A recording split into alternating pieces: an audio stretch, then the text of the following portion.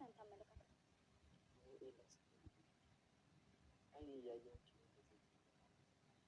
እንደዚህ አድርጎሽ አሁንም ጥሩ ልጅ ነው ትያለሽ? አይ ያልገባ ይመስልሻል? ልጅ ሁሉም ነገር ገብቶኛል።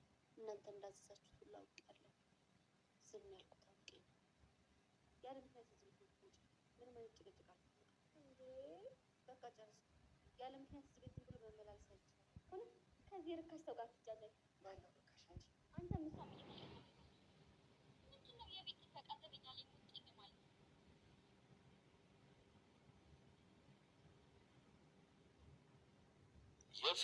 የፍቅር እናት በስተመጨረሻም አደይና ዴቭ ሊሳሳሙ ሲሉ ደርሳባቸዋለች ማለት ነው።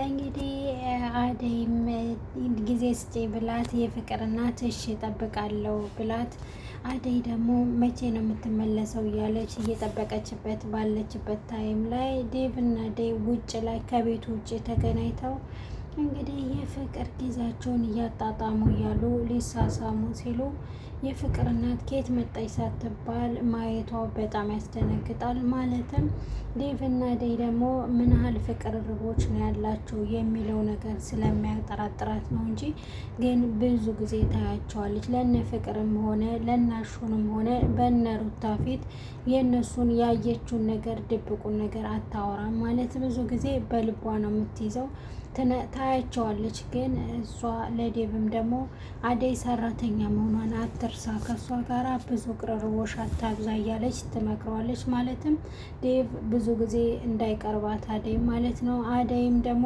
እንደዛው ለእሷም እየመከረች ከዴቭ ጋር ያለሽን ነገር እንትን በይ እያለች ብዙ ጊዜ ትነግራቸዋለች። እና እኔ በጣም የገረመኝ ነገር የፍቅር እናት በሚገርም ሁኔታ እንግዲህ አሁን ላይ በአይኗ ፍቅር ስታወራላት የነበረውን ነገር በአይኗ በብረቱ አይታ አረጋግጣለች ማለት ነው።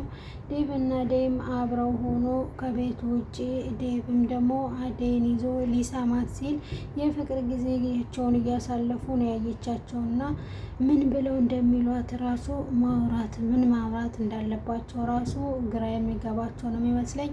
ዴቭም ደግሞ አስቀዳድሞ ለፍቅር እናት አልተናገረም፣ አደይም ደግሞ አልተናገረችም። ያው ድብቅ አረጉት እኮ እና ግራ የሚገባው ነገር ለምን ድብቅ አረጉት ነው። እነሱ ዴቭ እና አደይ መደበቃቸውን ለፍቅር እናት ትልቅ ችግር ነው እንጂ የሚያመጣባቸው ባይደብቁ ግን አሪፍ ነበር። ፍቅራቸውን በአደባባይ አውተው አደይ እንግዲህ ከዚህ በኋላ እዛ ቤት ተመልሳ እነ ፍቅር ቤት ተመልሳ ከሄደች የፍቅርና የሩታ መጫወቻ ከምትሆን፣ በተለይ የፍቅር መጫወቻ ከምትሆን፣ ዴቭም ደግሞ አሁን ከአደይ ጋራ እዛ ቤት ተመልሰው ከሄዱ እንግዲህ በድብቅ እየተገናኙ ፍቅርም ደግሞ እንደለመደባት እናቷን እየጠራች ነይ ዴቭ እና አደይን እያቸው እያለች እናቷን የምታስቸግር ከሆነ አደይም ላይ ችግር የሚመጣባት ከሆነ በጣም ችግር ነው ብዬ ነው የማስበው። ምክንያቱም አደይ ከዚህ በኋላ ትመለሳለች ብዬ አላስብም ማለት ነው። ግን አደይም ደግሞ ከሊሊ ጋር ያወራችሁን በጣም ወሳኝ ፖይንት ወሬ አለ ማለት ነው። ምን መሰላችሁ? የዴቭ ቤተሰቦች አደይን ይቀበሏታል ወይ በሚለው ጉዳይ በጣም እያወራች ነበር። አደይ ራሷ እኔን እንዴት ነው የሚቀበሉኝ እና የዴቭ ቤተሰቦች ሰራተኛ መሆኗን አደይ ሳያውቁ ዴቭ እንዴት ልጃችን ሰራተኛ ያገባል፣ እንዴት ከሰራተኛ ጋር ፍቅር ይጀምራል በሚለው ነገር እሷን ሊቀበሏት ይችላሉ ወይስ አይችሉም የሚለው ጉዳይ በጣም እያሳሰባት ነው ማለት ነው። ስለዚህ ግራ ገብቷታል። እንዴት ነው መቼ ነው እኔን ሊቀበሉኝ ይችላሉ የሚለው በጣም አሳስቧታል። ሌላ ደግሞ ሊሊን ጥሏት የሄደው የሌላ ቤተሰቦች ስላልተቀበሏት ነው። አንድ ደግሞ ሌላ በድብቅ ሌላ ቤተሰቦች ስላለው ነው ማለት ነው። ግን የዴቭ ቤተሰቦች አደይን ካልተቀበሏት ዴቭ ላይ ፍቅር ችግር አያመጣባትም የሚለው ነው። ቤተሰቦቿ አደይን ማግባት የለብክም ካሉ እሪ ካሉ እንግዲህ አደይን እንዴት አርግብቶ ነው የሚኖረው ማለት ነው። ከቤተሰቦቹ ጋር ተጣልቶ አደይን ደግሞ በጉልበቱ ተከራይቶ ያኖራታል ወይስ እንዴት ነው? ከቤተሰቦች መውጣት ይወጣል ወይስ እንዴት ነው? እሱ ስላስጨነቃት ይመስለኛል። አደይን ደግሞ ትንሽ መረጋጋት አለብን፣ እኔን ለማግባት ከፈለግ አንተ በስርዓት ሽማግሌ ልከክ እናቴ ጋር እንዲሁም ደግሞ በወግ በማረጉ ቤተሰቦች ጋር እኔን አውቀውኝ አንተም ወደውኝ ከሆነ አይቼ ነው ምናምን እያለች ነበር። እንግዲህ አደይም ደግሞ ትንሽ ጨንቋታል። ዴቭም ትወደዋለች፣ ከዴቭ ጋራ አብራ መኖር ትፈልጋለች። ግን ደግሞ በዴቭ ቤተሰቦች በኩል የሚመጣባትን ችግር እንዴት መቋቋም እንዳለባት ግራ ስለገባት ትንሽ ከሊሊ እንግዲህ ሊሊን በማየት እንግዲህ ሀሳብ ሆኖባታል ማለት ነው። ነገ በእኔ ነው እንግዲህ ነገ በእኔ ቢደርስብኝስ የሚለው ነገር በጣም ስለተጨነቀች እንግዲህ ሌላኛው ጉዳይ ደግሞ ምን መሰላችሁ? ሌላኛው ጉዳይ እንግዲህ ቅምጥሏ ከኪንጎ ጋራ እንደ ድሮ እየተለማመጠች ወድሃለሁ፣ አፈቅርሃለሁ እያለች ኪንጎን መለማመጥ ታቆማለች ማለት ነው። እንግዲህ ቅምጥሏም ደግሞ በስተመጨረሻ የኪንጎ ፍቅር ወጥቶላታል። እንግዲህ ምንም ነገር ካሁን በኋላ ትንሽ ቆፍጠን እያለች ትመስላለች። ኪንጎም ደግሞ አርፎ የሚቀመጥ ይመስለኛል። እና ግራ የሚገባኝ ነገር የዳይመንድ ነገር ነው። ዳይመንድ እንግዲህ ሊሊን ሲያገኛት በጣም ወሳኝ ጥያቄ ጠይቋታል። ምን መሰላቸው የጠየቃት ጥያቄ ደግሞ የገረመኝ ነገር ዳይመንድ ደግሞ ሊሊ ምንሼ ነው ከባቡሬ ጋር በጣም ቀረባችሁ በዛ እንዴ ፎንቃሽ ምናምን ጀመራችሁ ወይ ነው ወይስ ምንሼ ነው አላት። እንግዲህ ሊሊ ደግሞ ምን አለችው? ምን አስበ ነው እንደዚህ ያልከው?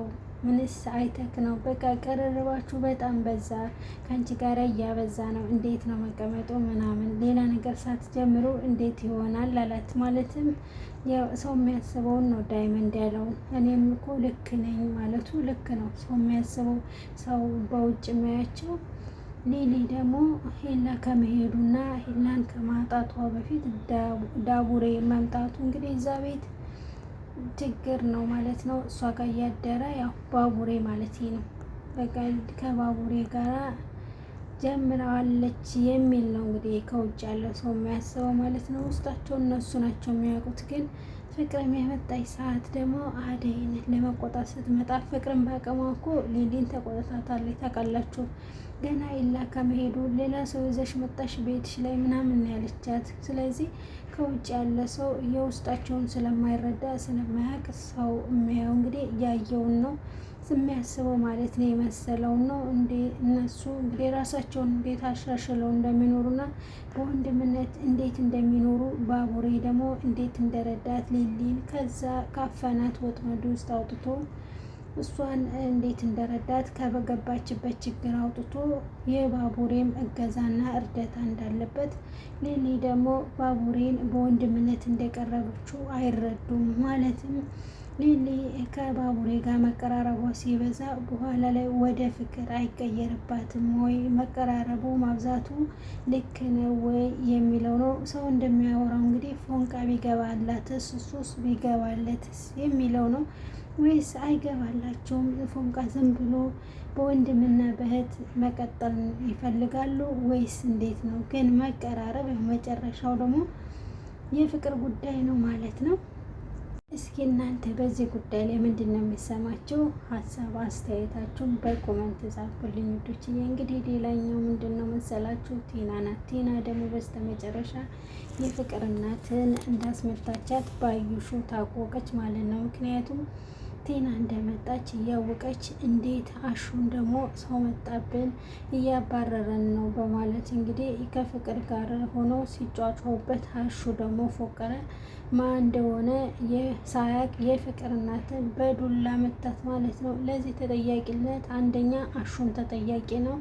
ከዚህ በኋላ ማን የመጣው ምንድን ነው ማን ነው ሳይል ዱላ አንስቶ መማታት እንደሌለበት ገብቶታል። ግን ቲና ደግሞ ትልቅ ጥፋት እንዳጠፋች ተነቃባት ማለት ነው። ስለዚህ ቲና ደግሞ እሷ ቤት በጣም ምግር አብዛታለች። ዴቭን ስለምትፈልገው ዴቭን ወደ እሷ ለማድረግ ስትፈልግ እዛ ቤት በየጊዜው በየዕለቱ መምጣት ፈልጋለች። የፍቅር እናት እንደውም አልተመቻትም። በዛ ላይ ደግሞ አሹ በዛ ዱላ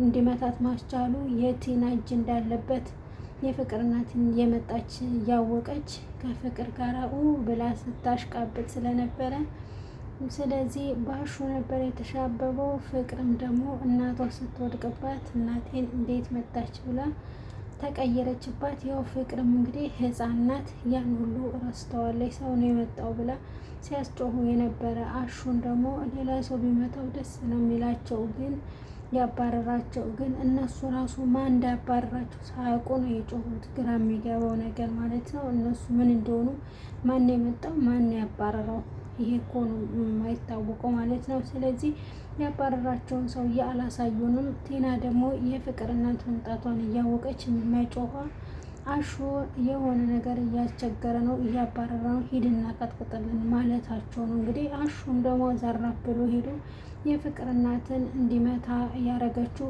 የቲና ባህሪ እንደሆነ ይታወቃል ማለት ነው። ስለዚህ